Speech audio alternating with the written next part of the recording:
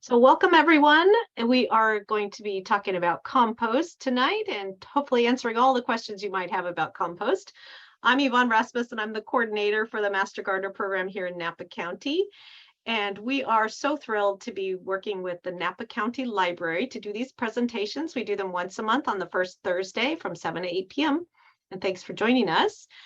For most of you that are guests today, we're going to be audio and generally video muting you just for everybody's less distraction, but we do really want your questions. So as we go throughout the program, we're going to do some presentation, but any questions that come up or pop into your mind, just type them into the chat. And you can get those at the bottom of the screen. Usually on your computer, there's a little chat button. So just type in your questions as we go along. And I'm going to turn it over in just a moment to our two speakers today, which is Lonnie and Sue. But before we get there, I just have a few comments about who we are as Master Gardeners. So if we go to the next slide. Okay. So I know many of you have been to our programs before, and we are a volunteer program run through the University of California. We're based in the county, so we're the Napa County Master Gardeners. We all have a mission to extend research-based information. The wonderful information that comes out of the university is then given to us to give out to the public. And our focus in the Master Gardener program is to focus just on home horticulture, pest management, and sustainable landscaping. And of course, compost is a big part of that. It's sort of the cure-all for everything, I think. But we're going to learn more about that today. We have one more little bit of business. As Master Gardeners, part of what we want to do is really serve our local community. And so we often will put your emails as you registered into our system so that we will give you a follow-up survey to get a little bit of information back from you about what you used out of your program today. Hopefully you're using some of the information that we got. If we go to the next slide, Lonnie. Thank you. So if you want to opt out of this survey, it's a short survey. It'll come to you probably in about 3 months. It's a follow-up survey to see if you changed any behavior based on what we taught you tonight. So we hope you'll participate. If you don't want to participate, just put your name into the chat right now and just say no survey so that we will take you off that list. Otherwise, we hope you'll give us some feedback after the program. So now I'm going to turn it over to our two speakers today. Lonnie, I believe you're going to take off the program now. All right, great, thank you. So once again, as Yvonne welcomed all of you, we'd like to welcome you this evening. And thank you for taking an hour out of your time to come and be with us. As Yvonne mentioned, we are Master Gardeners of Napa County. And what I always like to share is that we are non-paid volunteer educators.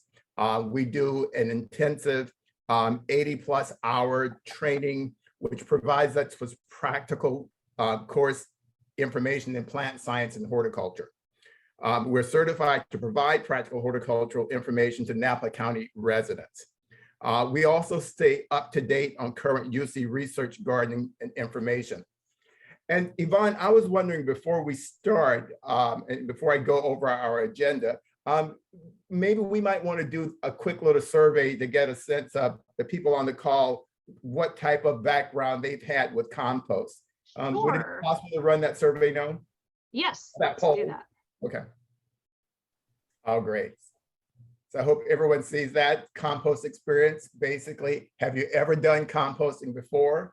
Just pick one of these. Yes, you've done it for years. Yes, but not for long. Yes, but not successfully. Or no, not yet. Great. It looks like we're getting everybody give a chance to check in there. It looks like almost everybody's answered. Oh, yeah. Oh, great. More than half of you have done it for years. Percentage, yes, but not for long. And here, I'm going to share results. There you go. there we go. Yes, but not successfully. Well, you're at the right spot. We're going to hopefully answer some questions you might have that will make you successful. And no, not yet. We hope at the end of this, you might be inspired to actually do compost, set up some type of compost bin. So thanks for taking the survey for us. All right, so what we will cover.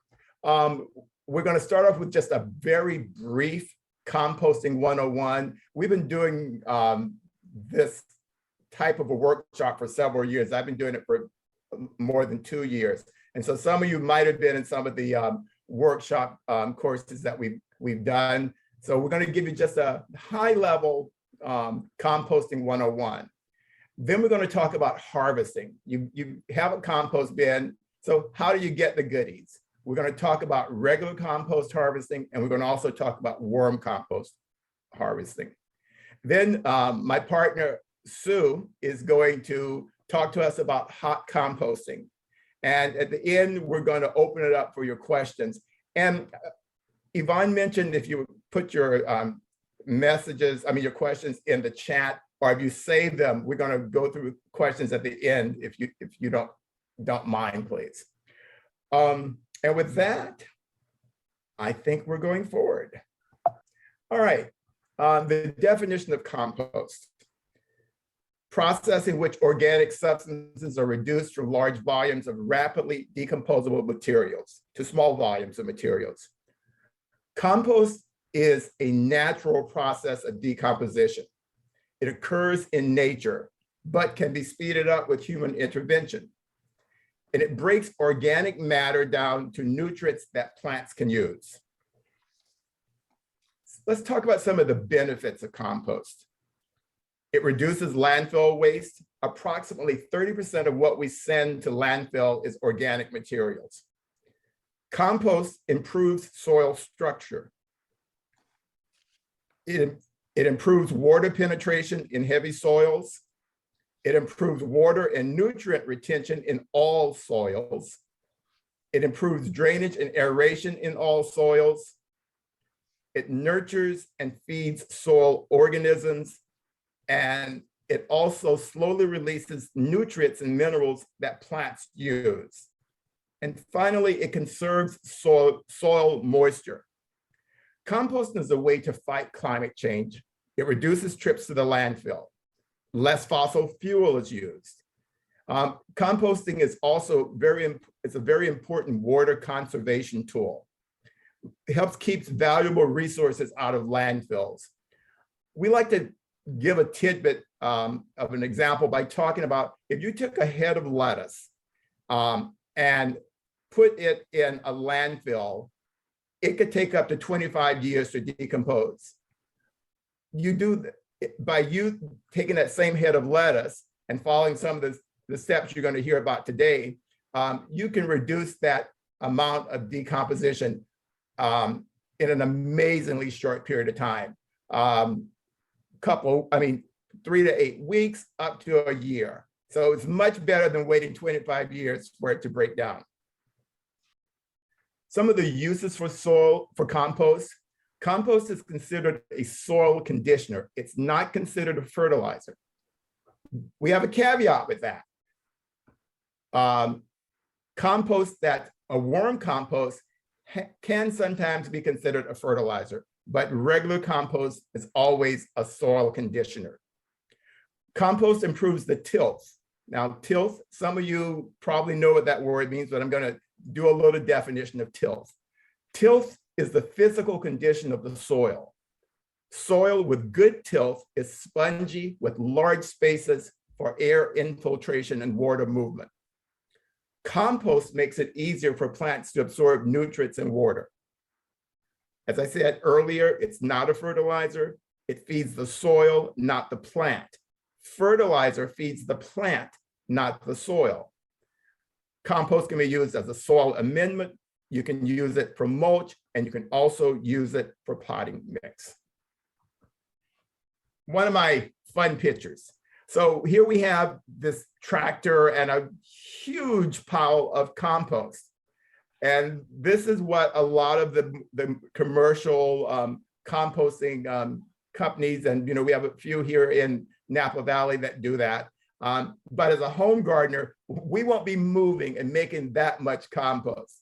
But I find the picture to be a delight because I'll never buy a tractor and do that. What does compost need? It needs decomposers. And when I say decomposers, I'm talking about macro and microorganisms. The macroorganisms would be your bugs, your earthworms, your beetles, your mites, your snails, sow bugs. You get the picture. These macroorganisms break down the larger pieces of organic material to smaller pieces. When you break them down, then the microorganisms come into place. And the microorganisms are your fungi and your bacteria. And they work better and quicker on those smaller pieces that have been broken down. I like to think about this as, think of a food grater in your kitchen. The coarse side of the food grater is the macro, the fine side is the micro. What else do we need? You have to have water. You must have air. You have food, which Sue is going to talk about in a moment, but I want to add one more thing to this slide. You also need to be aware that temperature plays an important role in composting, except for worm composting. And when we get into that, you'll understand why there's a difference. Sue? I get to speak now about the food, what you put into your compost pile to make compost. You're going to be using organic material. And we talk about browns and greens. And browns are carbon-rich materials, and they're usually dry. You could have stuff from your garden. Like I like to save my leaves. I have one tree that does a ton of leaves every fall, and I keep them in a garbage can over the winter and use them in my compost piles. If you have a lawn, the dried glass clippings would be considered brown.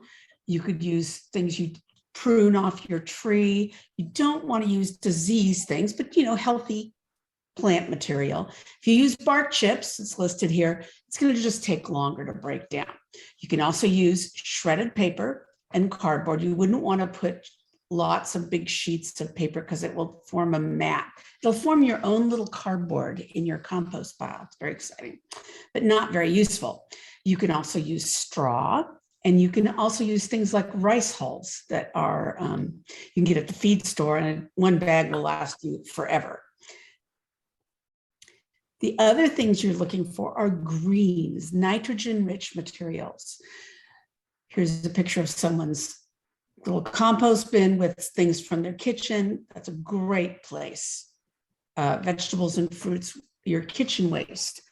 You could have green leaves from your garden. You could have fresh grass clippings, will be perfect for this. Now it gets interesting. Coffee grounds are also considered a green because they're high in nitrogen. Tea bags or tea leaves are also green.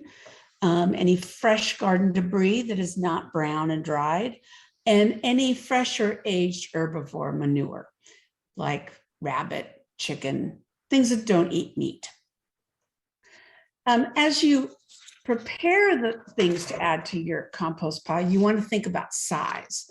And these are three great pictures that I think that just show this really well.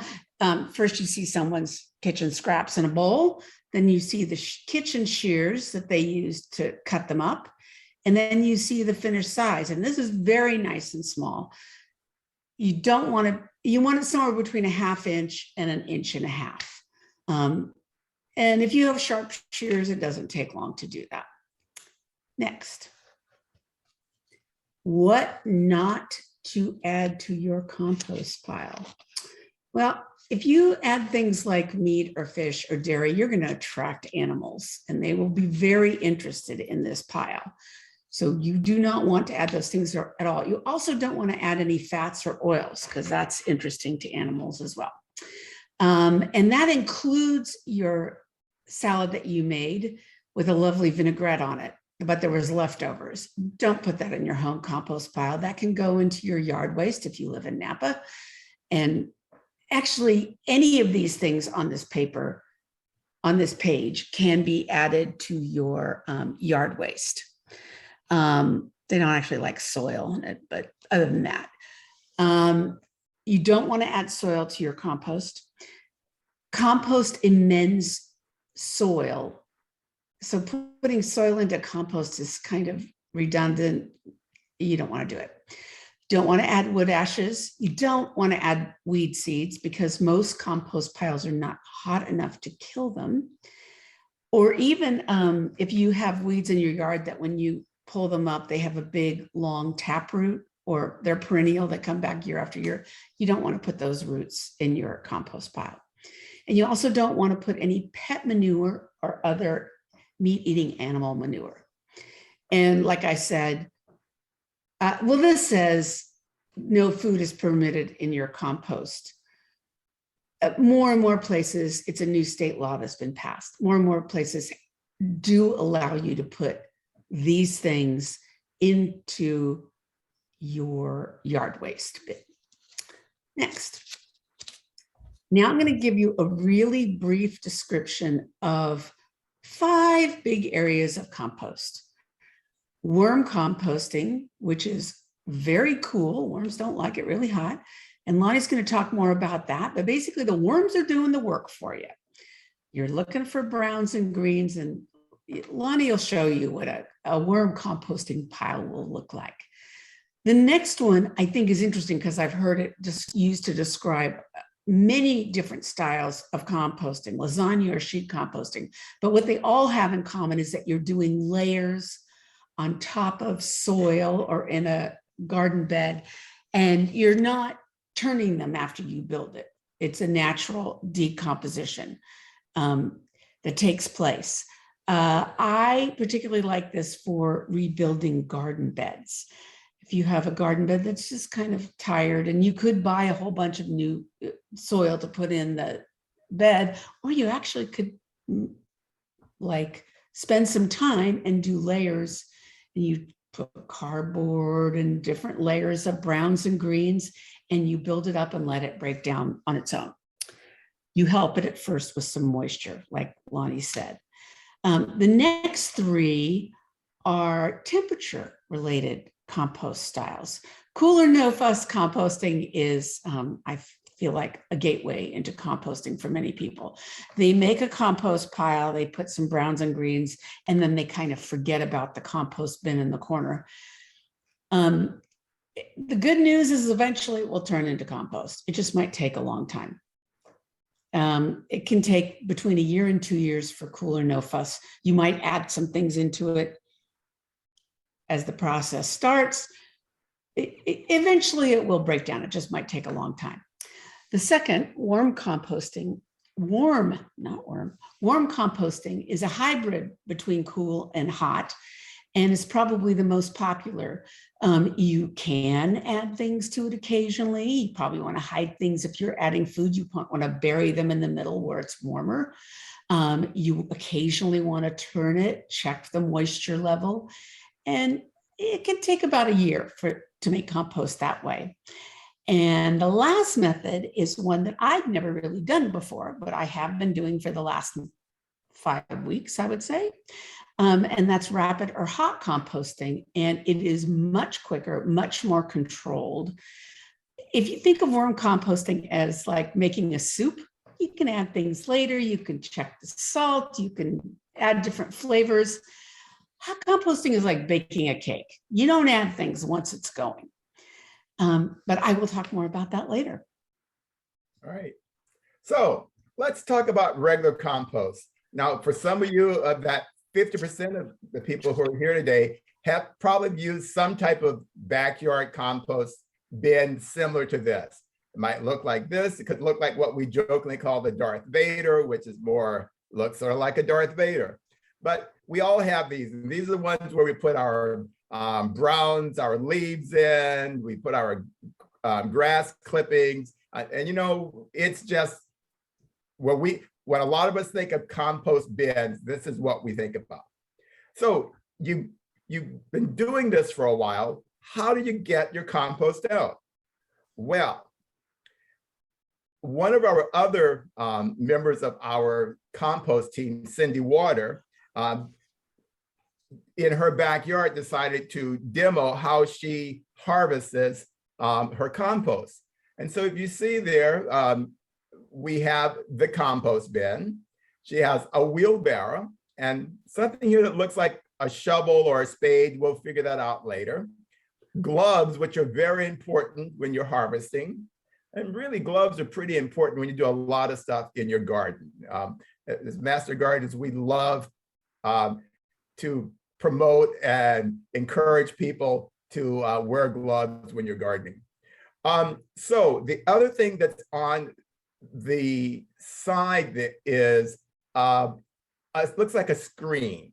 And the screen is made out of hardwood cloth, a 1/2-inch hardwood cloth. And it's, some people call it wire mesh. And it's covered over the frame, and it makes a great compost sifter. So here's Cindy showing you the compost sifter that she made. By the way, you can buy these already made if you don't want to do a DIY on this. What do you do with this? Yeah, put it on top of the wheelbarrow or the container that you're going to be collecting your compost. So here, Cindy has been taking some of the compost out of her compost bin, putting it on top of the sifter. Now, the compost doesn't go through the sifter by itself. It needs some help. So here's Cindy massaging, moving the compost around. The smaller pieces are going through that sifter, and the larger pieces are staying above. Very simple. And this is what it looks like when she's finished harvesting. We have this great amount of compost in the bottom. And if you look in the sifter, there are the large pieces that did not go through. Makes it easier when you're working with your compost that you don't have that type of stuff in your compost. The good news is you can reuse that though when you build your next compost bin. So you get to recycle that. This is just an idea of some of the things that might stay, that might not get through that sifter. So you can see there's some stone fruit pits, there's some eggshell, and some other dextritis there. The purpose for using the sifter is it gets all of that out of your compost. Next, I'm going to talk about worm composting. Worm composting is also called vermicomposting. We get these worms, and the worms are red wigglers. You know, people say, are they earthworms? No, we use, and we talk about using red wigglers. Red wigglers break down the organic material that they eat, and the resulting material is a mixture of worm poop and decomposed food scraps. Now, there's a greater amount of worm poop than there is the decomposed worm food scraps. The worms themselves, their gut facilitates the growth of fungi and bacteria that are beneficial for plant growth, making worm compost a very excellent soil amendment. The other thing I'd like to mention is that the red wigglers don't have teeth. And so when we talk about things that we put in their bed, those coffee grounds that Sue mentioned earlier, eggshells, all help the red wigglers in breaking down that organic material. Another one of our compost team members, who by the way is on this call with us, Penny Paul, did a demo worm compost bin. We can see through this. And what we're seeing here is the layers of making a bed for the worm compost. And you can see that there is newspaper, or you can see shredded paper, there's cardboard, there's rice hulls, coffee grounds, maybe a little bit of chicken manure because it's high in nitrogen. And clearly these are some of the same components that Sue talked about earlier for regular composting. But for worm composting, we use it to make a bed for the worms. Once you've made this bed, then you can put the worms in and put some food in with your worms. So worm compost harvesting differs from regular compost harvesting because you should also harvest the worms. The worms are expensive. If you harvest them, you can reuse them for your next bin. There are several methods to harvesting your worms. A typical way is to, in your worm bin, your worm compost bin, move half of the contents to one side of the container. The empty side, put in new bedding and put in a food source. Cover it up and eventually, or put a lid on it, I should say, eventually the worms will move to the new bedding and food source.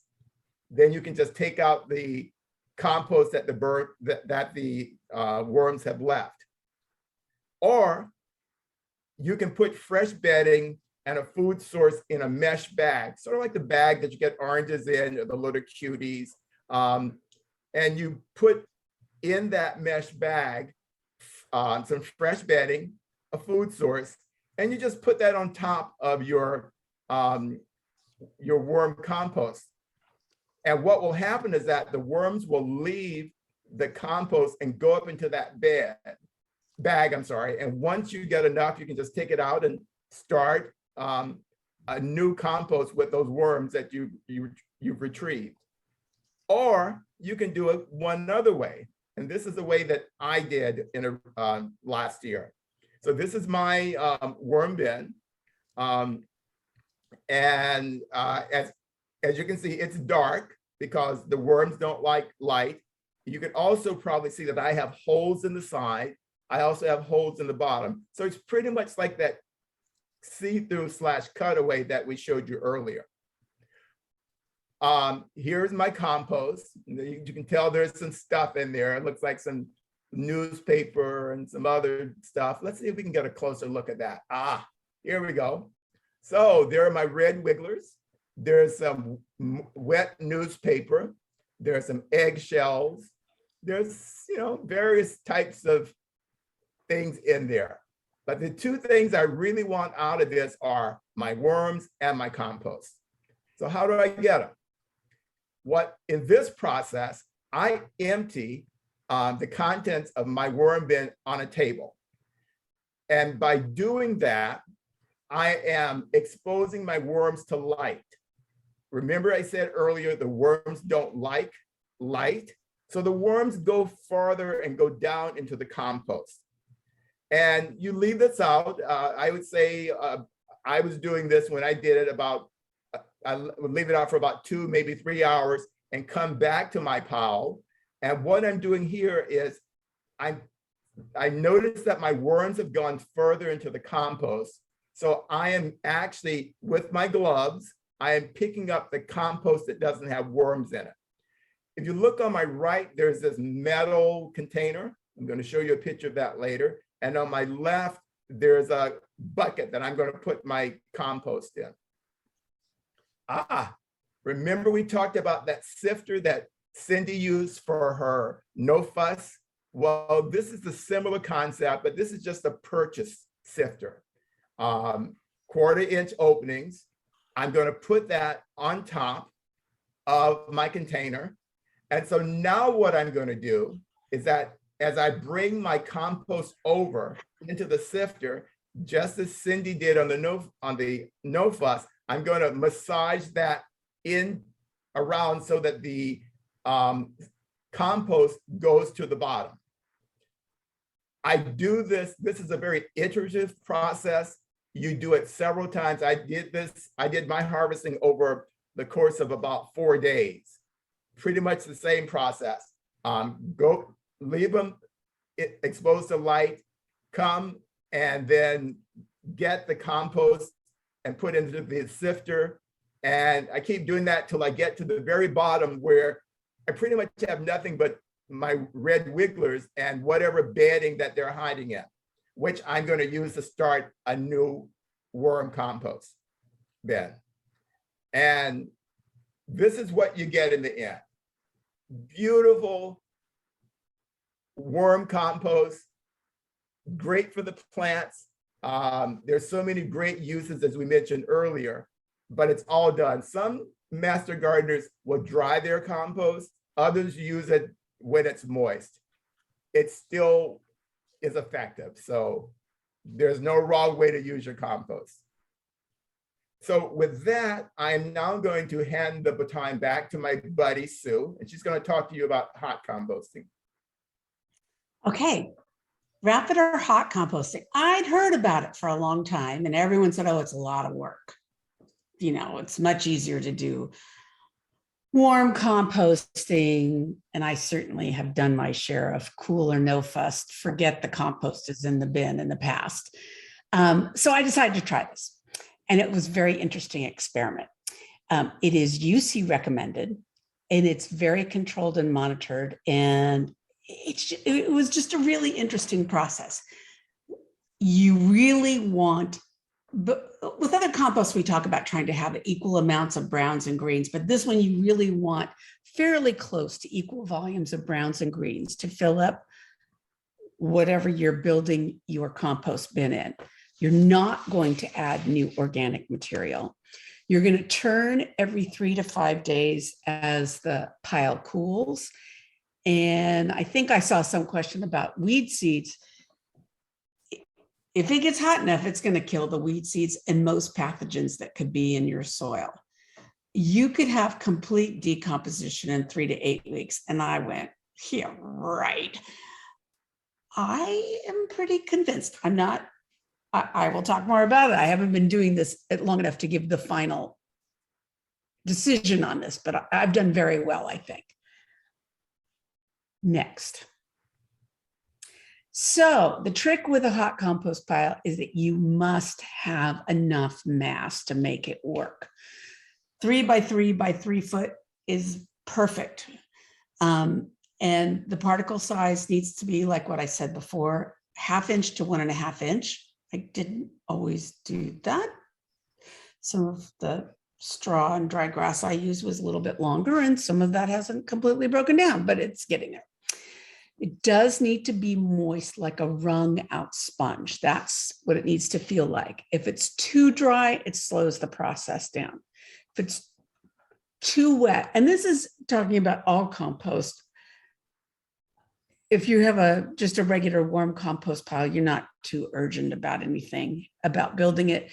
You can have anaerobes move in that will make the pile smell and it will not generate heat.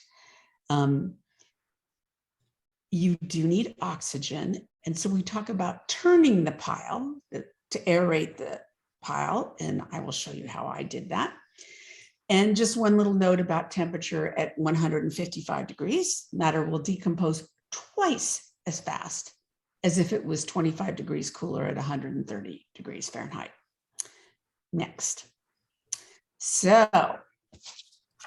how hot is hot? I decided to take a picture of my compost thermometer, and I found, of course, you don't have to have a compost thermometer, but if my compost pile was 160 degrees, I'm not sure I'd want to stick my gloved hand into it. I found it really useful to have a compost thermometer, and the stem on this thermometer is like 20 inches long and not very expensive. Just a little note about the temperatures.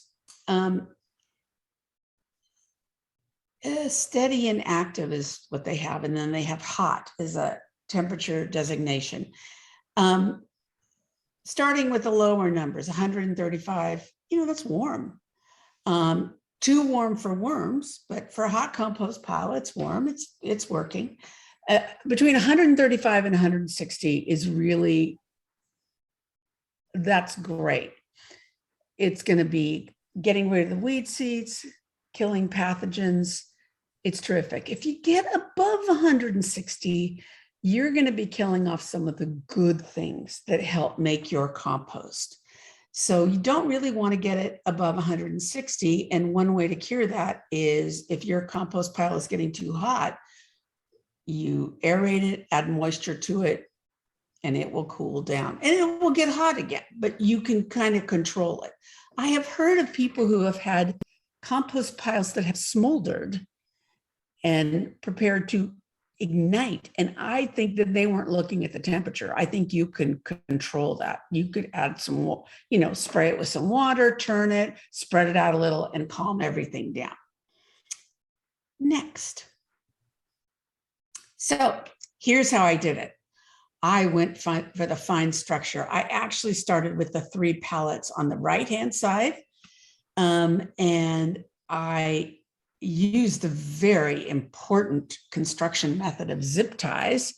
The green pole on the right was there for an apple tree that a gopher ate the roots of, and it died.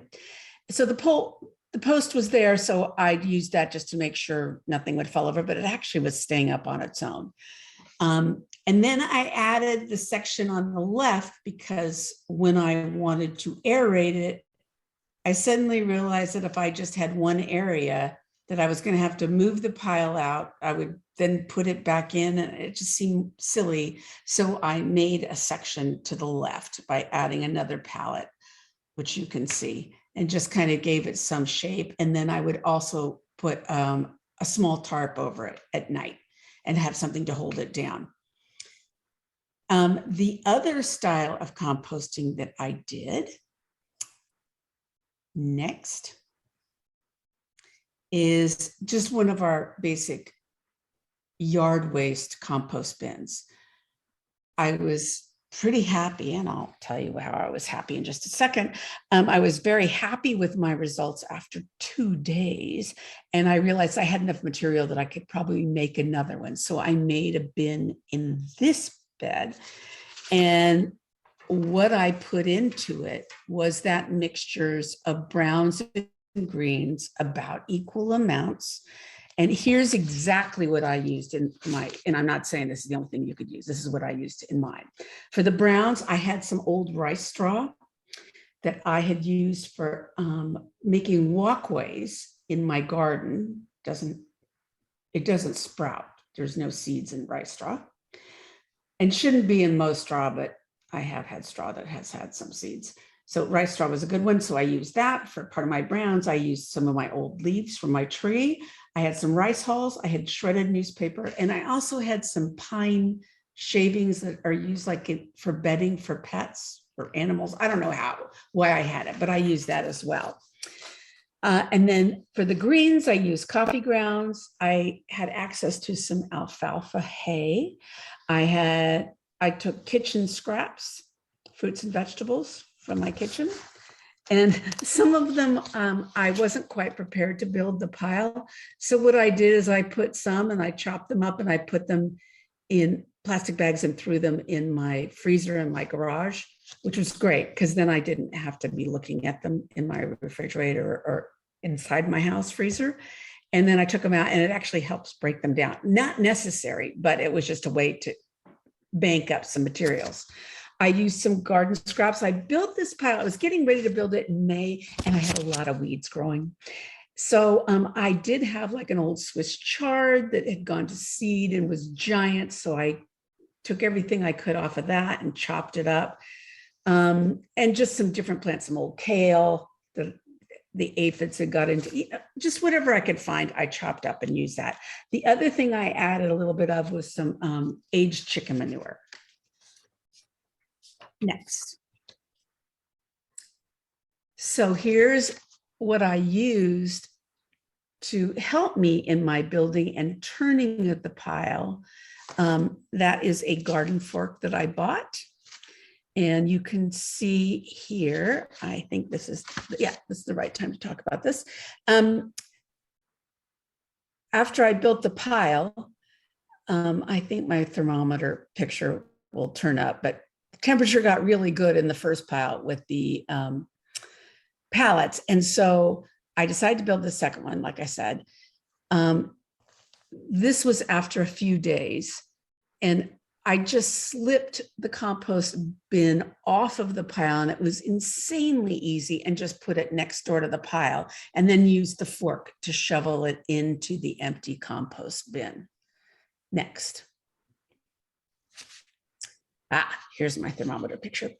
I came out after 2 days. This is the one that I built with the pallets, and those are rice hulls. I used kind of a lot of rice hulls in that one, maybe more than I should have.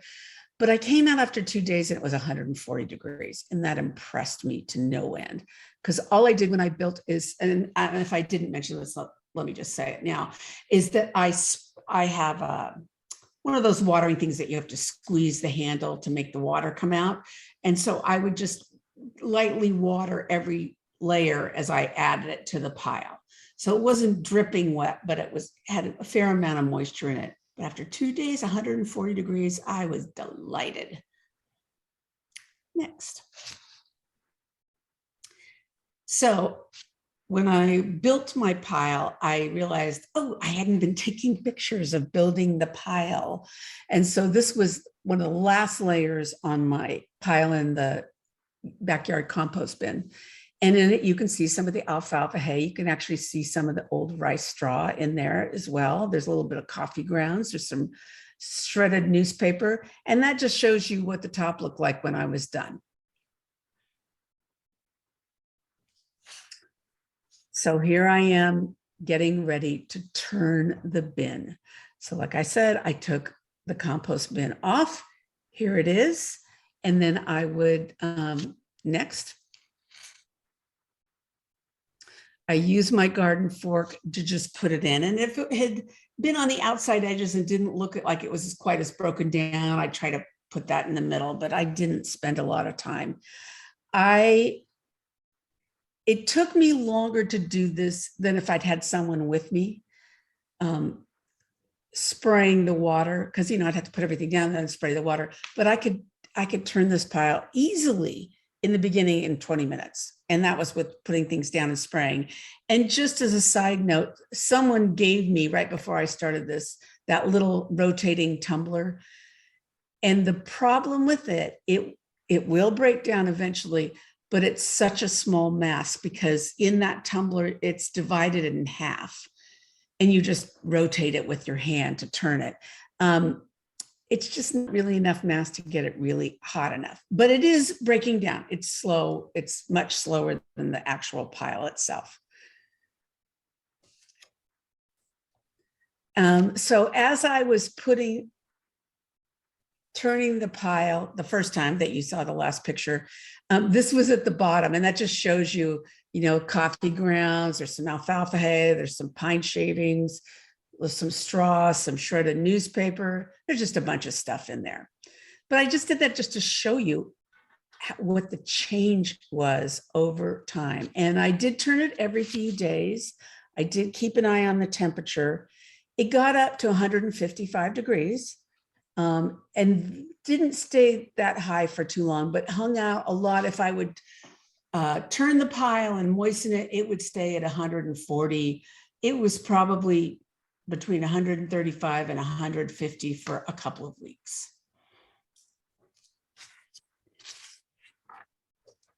This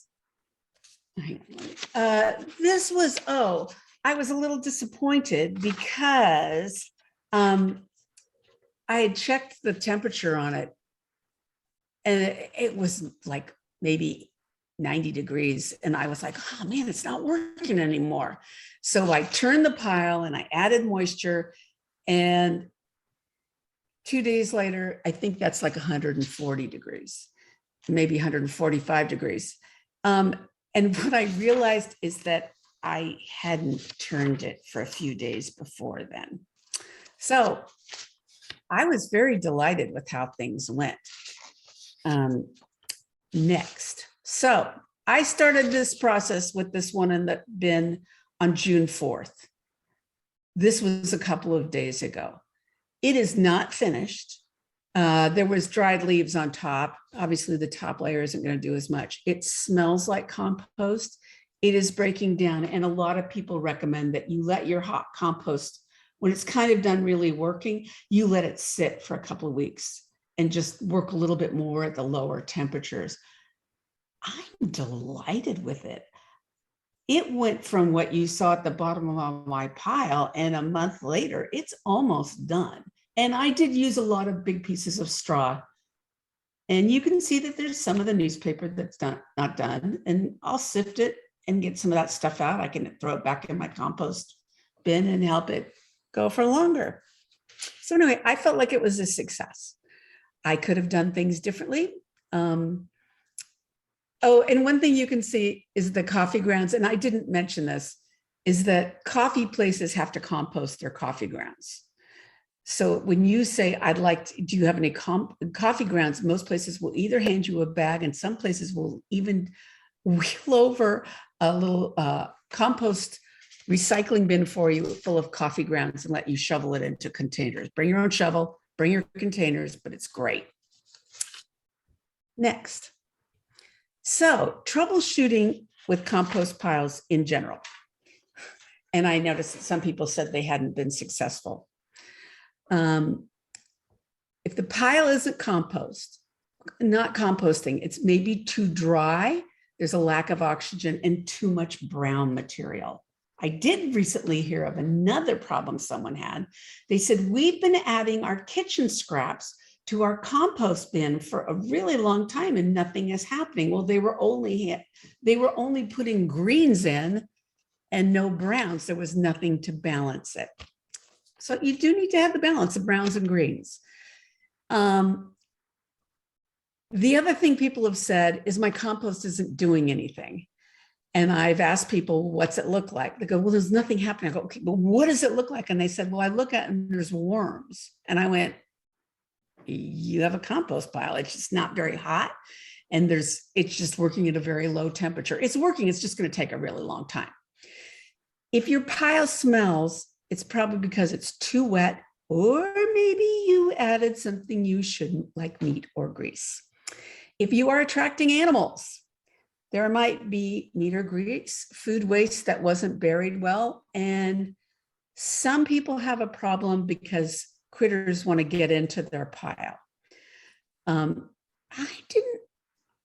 There was interest from the gopher in my yard, my arch enemy, but it didn't go up under the hot compost bins, but it was around. It definitely could smell that something was going on. I could put hardware cloth, the wire mesh that we talked about before, underneath to keep them from coming up if that was a problem, especially if I wasn't doing a hot compost. Lizards love my hot compost pile. They live on the edges. They think it's great, but I didn't have any problems with animals getting into it at all. Next. I want to mention to you that if you have not been to one of our composting events, it's that we will be doing an event in September. We work with the county and city recycling people, and we do a worm composting component. You can focus on worm composting and you will get a bin, the worms, we help you make the bedding, we give you the fixings, we give you all sorts of different ingredients of chicken, a little bit of chicken manure, a little bit of coffee grounds. So you're ready to go home and get set up with your worms that you get to take home with you. The backyard composting, we don't give you everything you need, but you can purchase a backyard compost bin for $20, and that's a deal because they're way more expensive than that. And that event will be happening mid-September on a Saturday, September 17th, and we invite you to come to that if you have never composted before.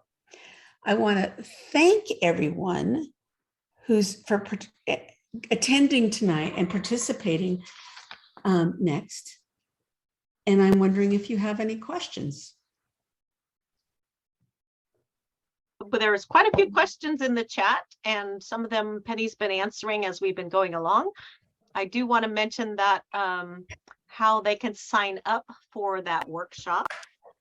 And because you mentioned the workshop but didn't say how to sign up. So if you go to our Master Gardener website, you can sign up there. And I think we have a slide that shows that. Great. Which I can show you in just a minute. So let's go through the chat questions, because even though a lot of them have been answered, it's nice to just review them. So everybody, if you didn't check out the chat already, you can hear what the questions were. So we have somebody who mentioned they're a school garden volunteer hoping to get started with a composting program in the fall. So Penny said, let us know and we'll help you out with any details. There was a question posted about, do you ever get weeds from the compost? Weed seeds? Not on a hot compost. It was baking. That is one of the reasons to do hot compost, right? Oh yeah. And yeah, I'm right next to vineyards. I have a lot of weeds love me. Yeah. But so definitely get them under the no fuss. It's kind of hard to not get them with the no fuss. And that's one of the arguments for doing a hot compost, is that you can kill a good portion, maybe not everything. Tomatoes and Bermuda still come through, but not everything will die. But if you can get it up to that 160 degrees, you're really killing a lot of the weed seeds. There's a couple of questions about why to not add wood ashes or soil. And Penny answered that wood ashes can change the pH of the compost, but we didn't address soil. Why do you not add soil to your compost pile? My understanding is it doesn't really do anything. Although I have been looking at some old composting books and they talk about how you have to have soil to start the process. And I haven't found that to be true. No, I think the old adage was that you needed the microbes to get in there. But I think, it's one of those, if you build it, they will come. I don't think you need to add soil, and it just adds weight to the compost. So there's a question about, will the worms die in the ground if you don't harvest them? So if you're using, I'm guessing this is if you're using your compost out in the garden and you didn't harvest your worms, will they die? Well, does Penny answer that, or? Penny said they'll find a new home. Yeah. But I mean, mine have escaped, which I think is hilarious. Like, I'll be like, wait, there's worms there. Oh, wait. Oh, I know where you came from. There's holes in the worm compost bins that we make, like the one that Lonnie showed that he was harvesting from. They can get out if they really want to. They're not going to suffer. Yeah, but those holes are pretty small. What I have found is that we did a seminar, or did a workshop several weeks ago, or maybe several months ago, and we had extra red wigglers. Well, I took those red wigglers and put in my no fuss compost, which doesn't get too hot. And it was maybe 2/3 full. And within about a week or two, those red wigglers did their job and they had composted most of my pile. So if they're around, they will work. The red wigglers are considered manure worms or surface worms. So they're not like earthworms, so they go deep into the soil. So they won't do well if you try to put them into the soil for deep work, but they're surface feeders. So if you have a lot of leaf litter or something like that where they can stay moist, they'll be okay. But yeah, they're not the same as earthworms, which go deep into the earth. Right. There was one question about shredded paper. Yes. And like the Napa Register uses soy-based ink, and that's fine to use. You don't want the slick paper because don't use that in your compost pile. Right. Yeah, the ink is a problem. So that's a good thing. And like somebody loved your palette idea. They thought it was great. Yeah, and I don't really know what's in the ink from my home printer. So that would be a great question to ask HP, but I haven't. There's a question about citrus fruit. Adding citrus fruit to a compost bin. I've heard that's not to add it to a compost bin, but they weren't sure if that was true or not. And maybe address that for both a hot compost pile and the worm compost. Okay, I'll jump in first. So I don't put a lot of citrus because it doesn't break down fast. And there are some people that say that some of the oils from the citrus are not good. So from me, I just don't use them. I have an orange tree and I get a lot of oranges and I can't recycle them in my compost bins. And that's for both my no fuss. And really, I don't put them in my worm, but Penny, I wonder, do you put orange in your worms? Do I put orange rinds or citrus? Never. Yeah. I've also heard not to add onion skins or onions. I do add that to my worm bins. When I have a leftover onion, I put it in. Okay, because I go through a lot of onions and I never put them in there because I heard somewhere that wasn't good for the compost, but I don't know, for the worm compost. Yeah, I have never had a problem with that.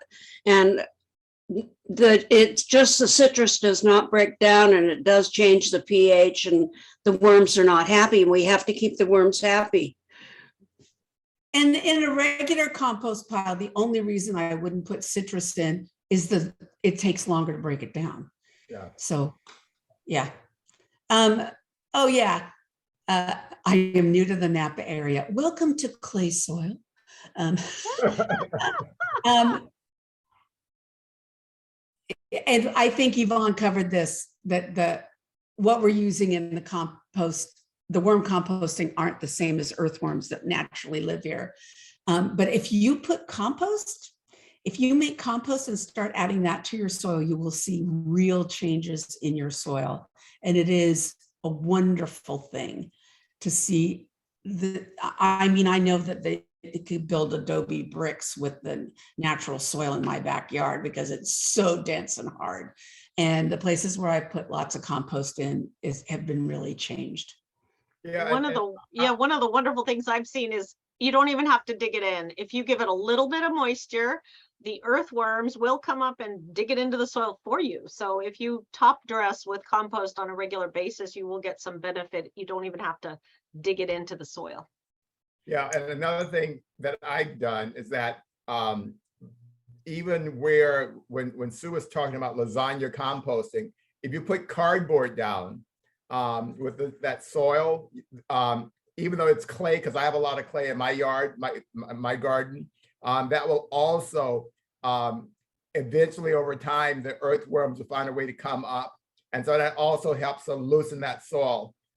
Goes back to what I said earlier about what tilth looks like. You know, you're going to get space in your soil, and these are ways you can do that. And just to add to that, as we were practicing for this, harvesting my worm bin has been a little bit of an issue for me. So I was harvesting my worm bin, and it's just hilarious. You'll think, oh, I've got all the worms, and then you'll find this little piece of cardboard, and there's worms burrowed in between the layers. They love the glue in cardboard. So, you know, you think it's nothing. And I actually got rid of my lawn by putting down cardboard, and then I bought compost from the yard waste recycling people, and I put it on top of the cardboard, and man, it got rid of my lawn really quick. It's great. It's worked. So that's another way of a different version of sheet composting. So we're almost out of time, but there are just two more questions here I see that we haven't addressed yet. One is, what method would you recommend for large volumes of compost enough to make enough for several large garden beds? Can you compost when it's rainy and wintry, or does it get too wet? Do you need to cover the plastic compost bins when you're doing hot composting? I would cover my compost in some way, even if it was warm or cooler, no fuss, only because it's going to bake in the summer and it's going to get washed out in the winter if it's raining, which we hope it will be. I covered my one with the pallets with just a tarp thrown over the top. And like I said, so yeah. The other bins usually come with a lid. So they do have a lid. Yeah. And the one I have has the one I got it from one of the composting workshops, actually has a little locking latch, which is kind of nice. So it can't, I would know if something had tried to get into it, and nothing has tried to. So the next two questions actually lead perfectly into our next couple slides. One person asked if we would share our slideshow with them. Actually, a couple people asked that. And then somebody's asking about what your resources were, specifically for citrus, but I know we have a slide on the resources that you use too, right? Yes. Yep. Okay, So Lonnie, so here's our resources that we have, and we're going to share these with you, and we'll show you that. And there's some videos to watch, and they're very interesting. I think it's the UC Master Gardeners of Orange County that I watched that I was very intrigued by, mostly because every time they were turning a giant big hot composting pile, they had an older woman doing it. So I thought it was very amusing. So it wasn't, and I have to say it was not hard to do. I was never sore from doing it. I thought it was terrific. And if you have the right tools. If you have the right tools, but I was pretty impressed with just a garden fork. It worked really well. Okay, next. Okay, so you can find this slideshow and other resources on our website. There's the address, but if you Google Napa Master Gardeners, we will turn up. You will, within the first thought, thanks. And when you And click on our, this is and we- this is being recorded, so the recording will be posted in the next within the next week, and this is where you can find it on our website. If you want this slideshow specifically, I sent you an email reminding you to come to this workshop, so you have my email if you want to reply to me directly, Yvonne Rasmussen. Then we can talk about getting the slideshow. and the one little thing just to remember is just this events, find us. You have to click on that, and then you'll see that little box that says references and slides, workshops and events there. And are the recordings there, Yvonne? They are there. All of our past workshops are there. It takes us a few days to edit and get this posted, but it should be up by mid next week. So, you know, by probably Wednesday or so, you might have it up there. But past workshops are there too. There's lots of great information there if you ever want to watch any of our past workshops. And come back next month. We will be doing this again on August 4th, and we're going to be talking about vertebrate pests in the garden. So it's going to be a great show about all those crawling critters that drive you crazy: voles, moles, deer, birds, all of that. So we hope you'll join us again. Bye-bye.